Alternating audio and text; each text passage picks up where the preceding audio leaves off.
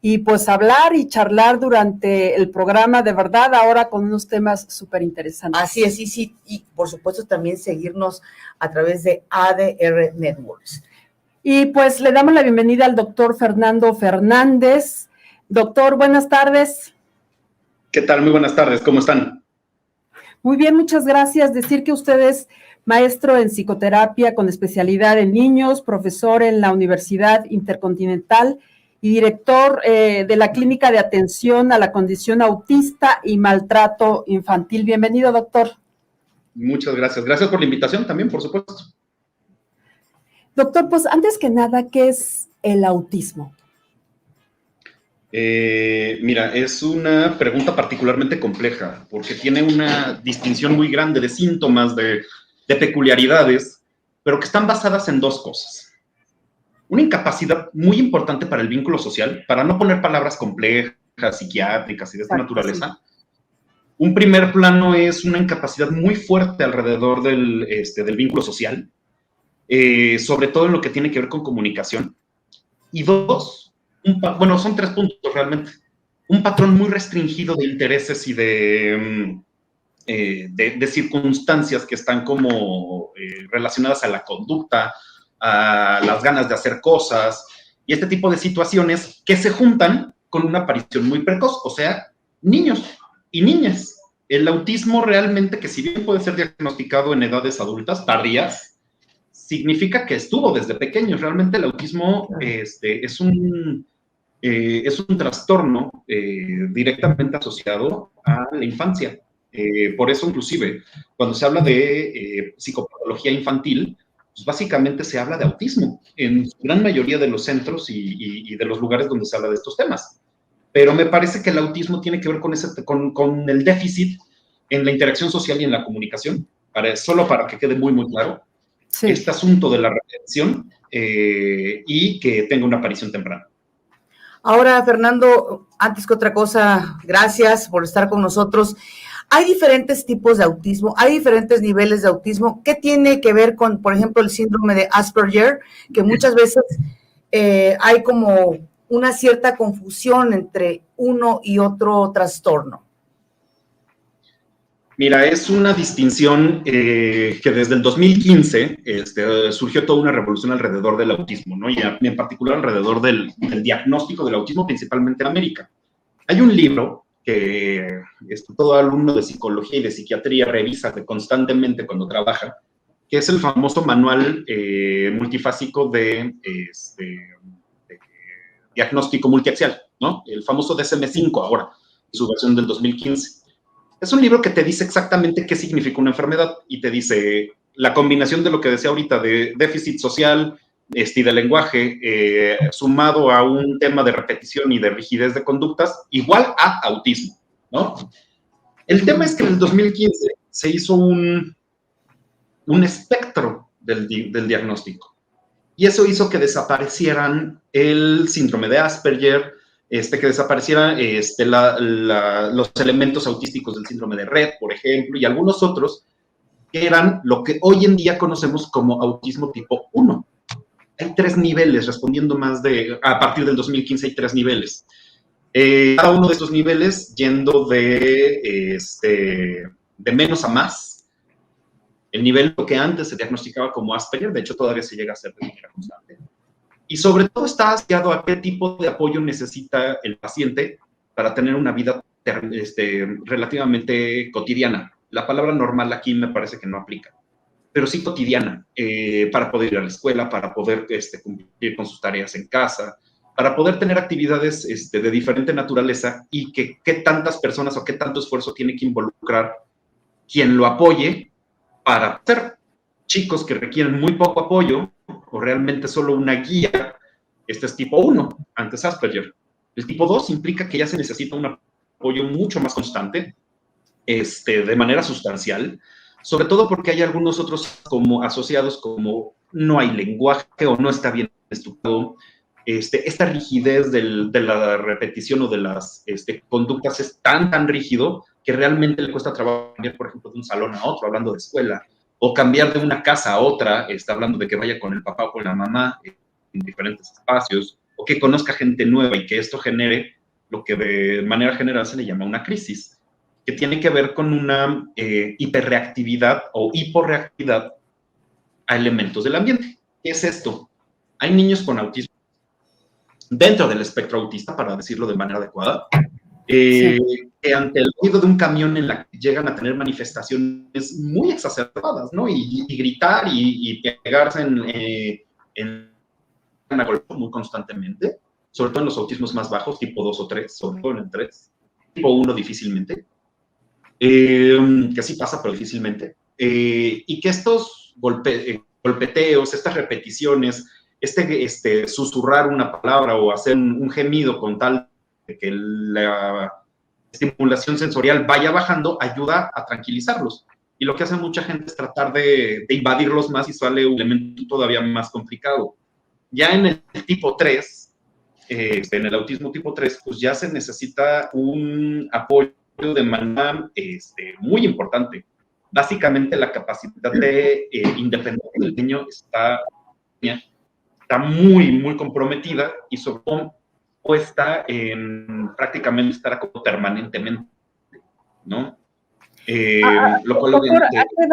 ¿a qué edad podemos identificar algunas señales, algunas características de que una persona puede tener esta condición de autismo? Y agregaría que cuáles son esos síntomas, esas primeras señales que estén avisando de que se puede padecer un trastorno autista. Es muy difícil para un diagnóstico diferencial desde muy pequeño. Ha habido muchos intentos de tratar de generar una etiología o un origen del autismo y que eso nos permita detectarlo prácticamente desde el vientre, ¿no? La verdad es que no sabemos, realmente no estamos totalmente seguros de qué causa el autismo, a diferencia de otros trastornos, como por ejemplo el síndrome de Down, que tenemos una clara referencia de qué es lo que lo causa, ¿no? Un elemento genético. El autismo no sabemos, es una multiplicidad. Entonces, realmente el autismo del niño 1 o de la niña 1 es diferente a la del niño 2 y tuvo un inicio muy distinto.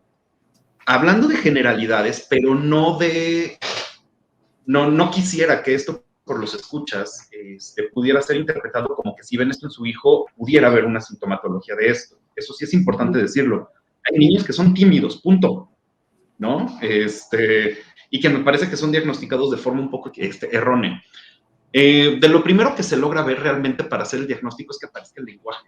El niño, para los 2 años, un niño con un desarrollo normoevolutivo, valga la redundancia, pues ya para los 2 años, 2 años y medio, ya tiene que empezar a desarrollar palabras, frases, tener un contacto con los demás bastante franco, y los niños son expertos en eso, solitos se conectan con lo que sea. Si es tímido, pues no lo hará igual que otro niño francamente extrovertido. Por eso ya son diferencias de personalidad. Hagamos esta alusión en un niño que a los 2 años y medio no habla, o peor aún, hablaba y lo perdió. Es como si hubiese un regreso a lo cual se le llama el regreso autístico, que es común en muchos niños que no hay dato orgánico, o que no hay una enfermedad biológica que explique los síntomas de otra forma. Pues eso sería como lo más claro. Un niño de 2 años y medio que no habla, que no tiene amigos, que no quiere jugar, que el juego es muy repetitivo. Son niños muy tranquilos. Lo que te refieren los papás es que, a diferencia de sus otros hijos, cuidar de este pequeño fue simple, porque no gritaba, no lloraba, y si lloraba, pues era muy poco. Siempre estaba solo jugando en una esquina, alejado del resto de los niños. Pues esto evidentemente es complicado. Algunos libros apuntan en señales tempranas que tienen que ver con la sonrisa. Uno de los indicadores de desarrollo, todo pediatra en cuanto nace un bebé, de las primeras cosas que ve es que se ría. Y pareciera que en algunos niños que en algún momento llegan a manifestar autismo, la sonrisa puede no estar. O, al contrario, están dormidos y se están riendo solos. Pero también hay niños que no tienen autismo y lo hacen. Por eso es una cosa complicada, pero como señales podría ser esos. Niños que les cuesta mucho trabajo, por ejemplo, el contacto con el cuerpo de mamá, inclusive, que los abraza y el niño se llega a separar. Pero eso también lo hacen niños normales. Yo creo que sí, lo que podría ser más claro en términos de un diagnóstico temprano, o más bien de una coordenada diagnóstica, no de un diagnóstico temprano, es el tema de que a muchos niños con autismo eventualmente los tratan como si fueran sordos.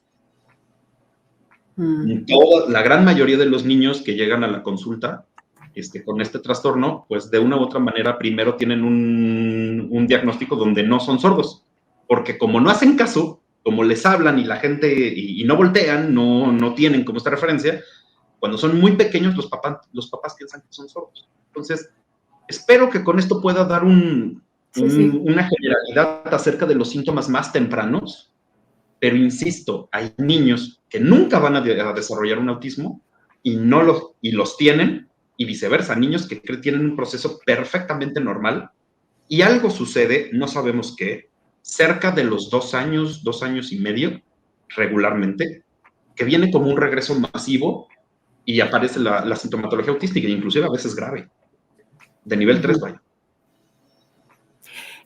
Doctor, ¿los niños con esta condición de autismo requieren ir a una escuela especial o dependiendo si son nivel 1, 2 o 3? Porque hemos visto avances en la aceptación incluso de los propios padres de niños con alguna condición especial como síndrome de Down, en fin. Pero en este tema del autismo parece como que ha costado un poco de trabajo, ¿no? Sobre todo porque en muchas ocasiones hablar de niños, y esto era muy claro, el INEGI a través de los conteos que se hacían hace 10, 20 años, había un número negro ahí como medio viscoso en términos de entender qué población era y qué era la población con discapacidad. Que la gente, cuando llegaba el que contaba, el personal del INEGI, pues decía, ¿cuánta gente vive aquí? Y en vez de decir 5, contando a mi hermano con algún tipo de discapacidad, decían 4, como si ese no existiera. De verdad, era un tema muy común en México, muy común. Sí. Creo que hoy en día hay una mayor sensibilidad al tema y hoy son estadísticas mucho más claras, ¿no? Y esto, pues, nos habla pues un poquito de cómo se ha ido adaptando el mexicano a convivir con conceptos como el autismo. La mayoría de los pacientes que llegan con nosotros aquí en la universidad o en la consulta privada, es la primera vez que escucharon la palabra autismo fue cuando se lo dirigieron hacia su hijo o hija, ¿no? Y esto, pues, evidentemente, como bien mencionas, hay una situación de duelo fuerte. Tiene que ver con la pérdida de un hijo que no fue, pero cada persona lo vive de manera distinta. Creo que generalizarlo también a veces es un poco complicado. Nuestro trabajo aquí en la clínica de la WIC es constantemente trabajar con los niños, sí, pero también acompañamos a los padres a través de un tratamiento psicoterapéutico, por lo menos semanalmente.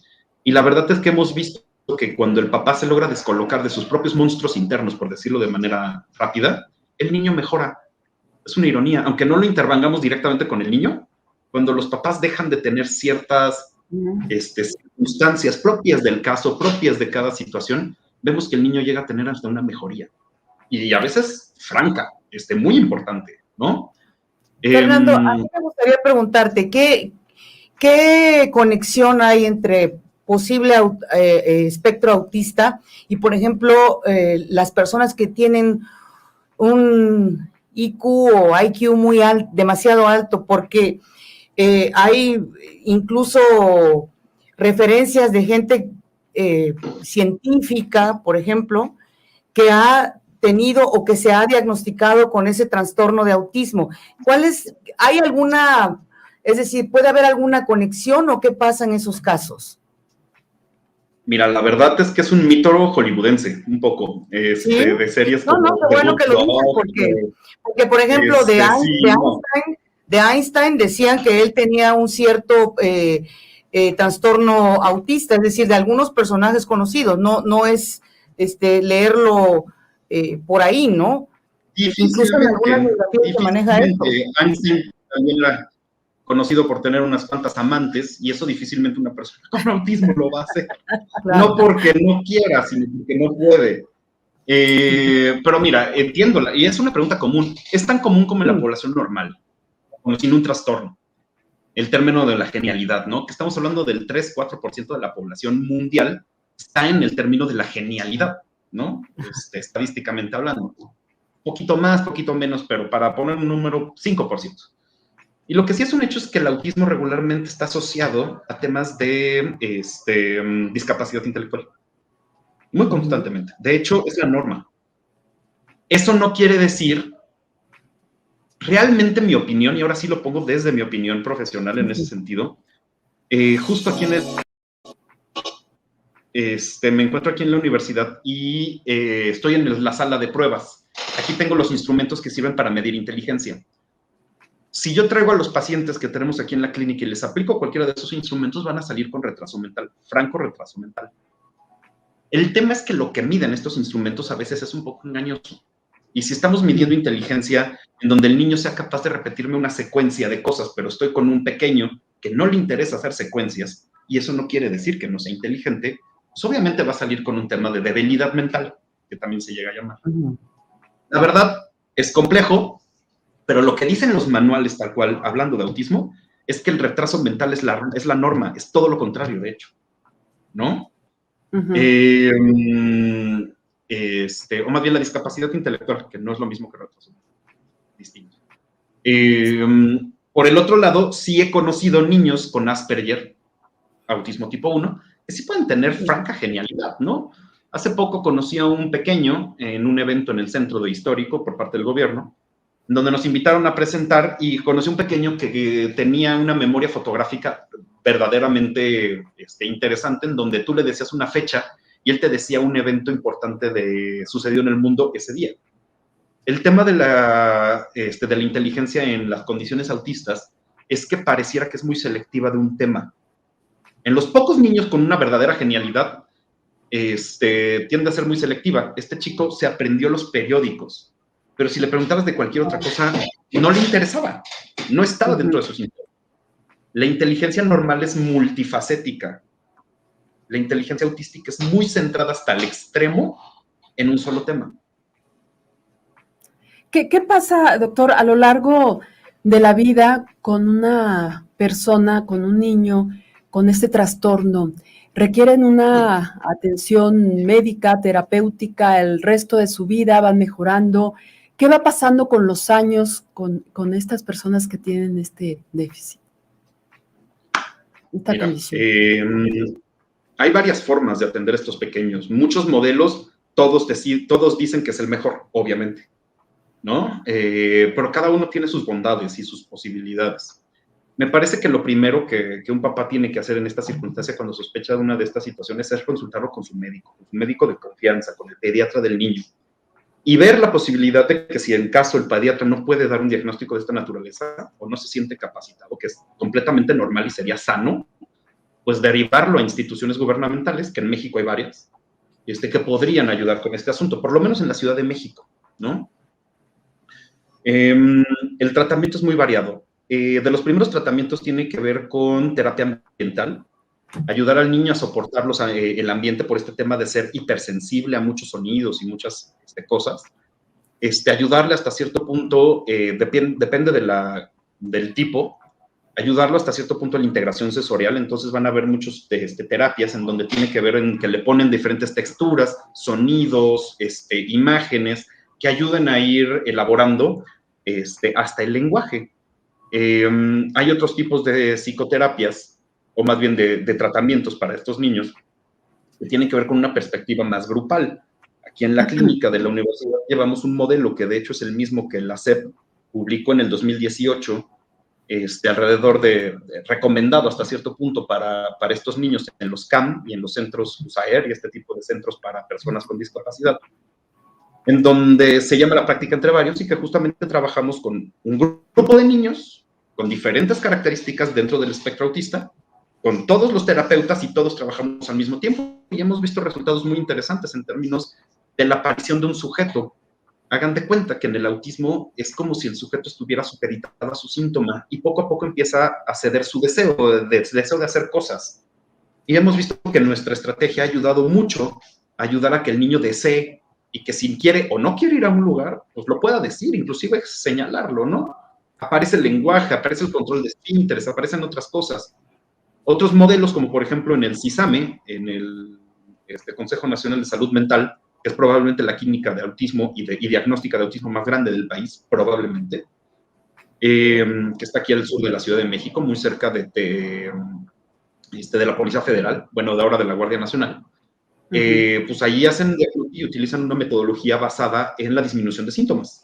Si hay problemas del lenguaje, trabajamos con lenguaje para aumentar las habilidades lingüísticas. Si hay problemas de sensibilidad, hacemos terapia mental. Si hay problemas de sociabilidad, trabajamos la sociabilidad. Y se va como compartimentalizando cada uno de los síntomas y se va midiendo qué tanto se va cediendo, por así decirlo. A lo que voy, pues hay muchas formas, pero si pudiera dar un consejo a los papás que pudieran estarme escuchando y que tengan esta duda, que siempre elijan la opción con la que se sientan más cómodos ustedes y sobre todo el pequeño o la pequeña. De otra forma va a fracasar, ¿no? Es como cuando vas al médico y no le tienes confianza, sí, la verdad, sí, cambia de médico, ¿no? O de psicoterapia, ¿no? O si vas con un psicoterapeuta y resulta que no le quieres contar cosas porque no le tienes confianza, pues la verdad no tiene mucho sentido, ¿no? Así es. Lo mismo sucede en estos casos. Acérquense al sistema de salud en un primer plano. Perdón que lo interrumpa, se nos terminó el tiempo. Muchísimas gracias por haber estado aquí entre dos por la salud. Agradecemos que nos haya dedicado este tiempo el doctor Fernando Fernández. Muchas gracias. Hasta pronto. Encantado y que esté muy bien. Sí, si nos quiere decir sus redes por si alguien quiere contactarlo. Claro, nos pueden contactar a través de wic.mx, que son las redes de la Universidad Intercontinental. Está el Centro Universitario de Atención a la Infancia, que como se presentaba en un inicio, pues estamos especializados en autismo y psicosis infantil. Nos pueden buscar a través de las redes sociales de la WIC o en mi correo, fernando.fernandez@wic.edu.mx. Y con gusto estamos para atenderlos. Muchísimas gracias, doctor.